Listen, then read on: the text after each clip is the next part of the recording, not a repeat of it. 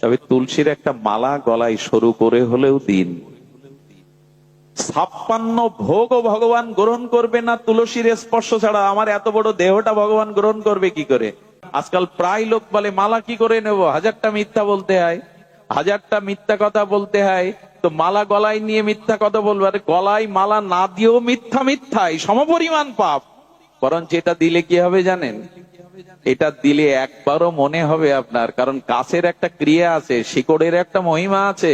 লজ্জাবতী গাছে আজও হাত দিলে ওর পাতা বন্ধ হয়ে যায়, ওর অনুভূতি নাই, স্পন্দন নাই।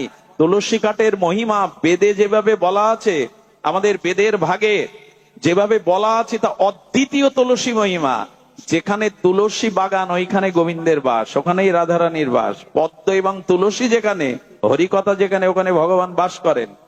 বললেন তুলসীর মালা গলায় দিলে 10টা মিথ্যার মধ্যে একবার বিবেক বলে উঠবে, একটা তো কমা।